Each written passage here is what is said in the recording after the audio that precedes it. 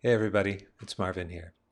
Today I'm going to talk to you about the different leadership styles that I've witnessed in founder-based companies. And we're going to look at the advantages as well as disadvantages of the different styles. And we're going to look at three simple points that you can apply so that you can lead your team to the next level. So the first leadership style that I've seen is more of a consensus-based leadership. This is when the leader asks for input from the team on various aspects of running the business. And obviously, it has its advantages in that the team will have a sense of ownership. They'll feel like they're really part of the service, the product, the company, that their say really matters. And that will in turn drive innovation in the business. While this is great, it can have some, disadvantages as well in that sometimes the leadership could be seen as lacking a sense of direction because we are listening to too many people. It could erode that sense of ownership of where we're going, as well as the founder. They could lose that sense of ownership as well in the product, in the service that they initially created and treated as their baby, and now has been influenced by a lot of different people. The next style of leadership that I see a lot would be more of a controlling one, in that the founder will say, "This is what I've created.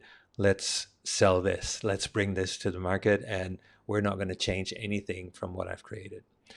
This has its advantages too, in that everyone in the company will have a clear sense of direction of where we're going and why we're doing it. And also, there's going to be reduced amount of conflict because there's not a lot of things up for debate. Different departments know that this is the one thing and this is where we're going towards. The disadvantages of this style of leadership is that obviously you're going to have lower sense of team ownership.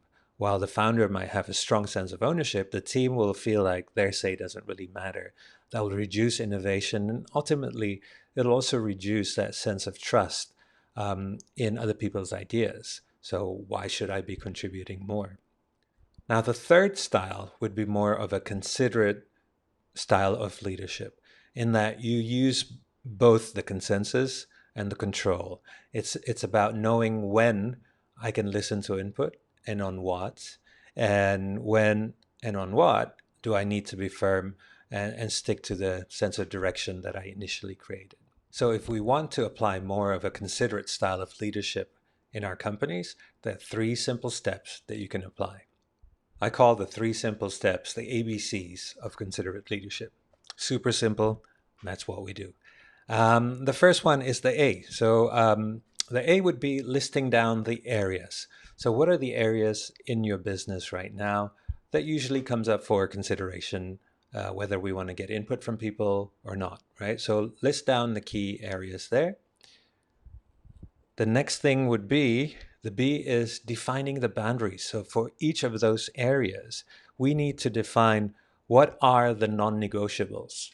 Which ones can people give comments to? Which ones do they just need to take it and accept it, basically? Right? So we need to be clear for each of those areas. Which ones are non-negotiable? Which ones do we need and welcome input from people? The third thing would be to communicate this often. We need to keep constantly reminding people what are the boundaries, what are the areas, so that they become used to it and they get comfortable with it, and it's just part of your culture.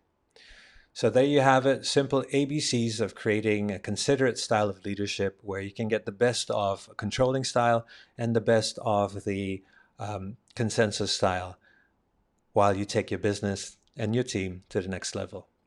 Enjoy the application, guys, and see you next time.